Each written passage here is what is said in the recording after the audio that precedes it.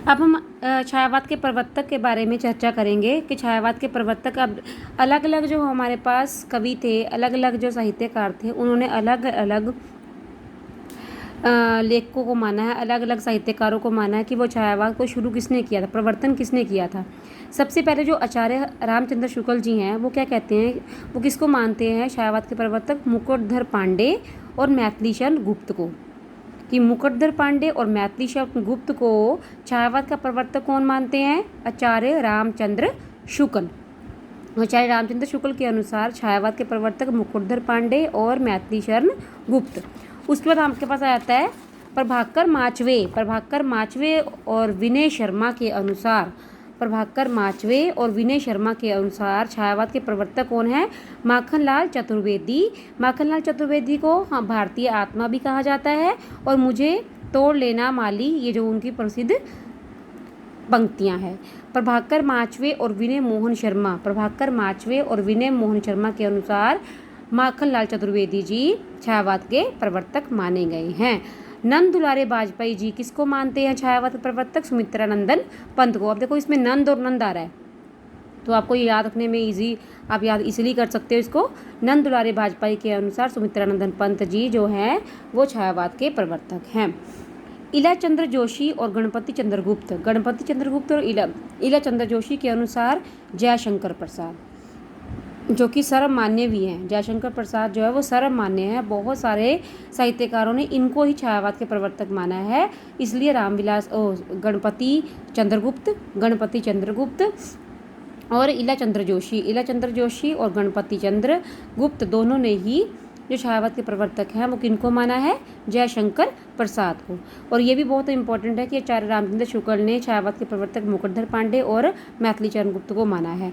पर सर्वाधिक सर्वमान्य एवं वास्तविक प्रवर्तक कौन है, जयशंकर प्रसाद जी। और जयशंकर प्रसाद जी को किसने माना था छायावाद का प्रवर्तक, इला चंद्र जोशी और गणपति चंद्र गुप्त जी ने। आचार्य रामचंद्र शुक्ल के अनुसार मुकुटधर पांडे और मैथिलीशरण गुप्त, प्रभाकर माचवे और विनय मोहन शर्मा के अनुसार माखनलाल चतुर्वेदी जी, और नंद दुलारे बाजपेयी के सुमित्रानंदन पंत, इला चंद्र जोशी और गणपति चंद्र गुप्त के अनुसार जयशंकर प्रसाद जी। विशेष तथ्यात्मक जानकारियाँ छायावाद के लिए हमें बहुत जानकारियाँ मिलती हैं। पहली है छायावाद कल्पना प्रधान काव्य है। अगर आपको एग्जाम में आता है कि कौन से वाद में सबसे ज़्यादा कल्पना का प्रयोग किया है, किसने किया है, कल्पना। और कल्पना का प्रयोग अपने काव्य में सबसे ज़्यादा कौन करते थे, सुमित्रानंदन पंत जी, जो हमने पहले भी पढ़ा है। उसके बाद आपके आ गया छायावाद काव्य में अनुभूति की गहराई देखने को मिलती है, कि अनुभूति पहले वो फील करते हैं और उसके बाद कुछ काव्य लिखते हैं।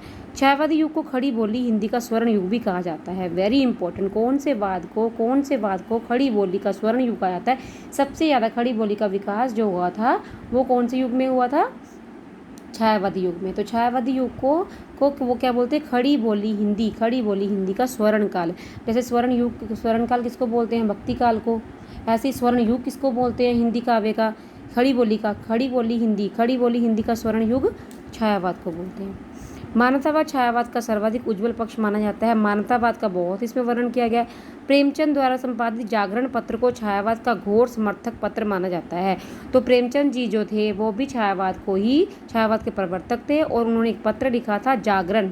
आप ऐसे याद कर सकते हो कि प्रेमचंद जी ने सारी रात जागकर एक पत्र लिखा था जागरण, और उसमें भी इन्होंने छायावाद का बहुत घोर समर्थन किया है।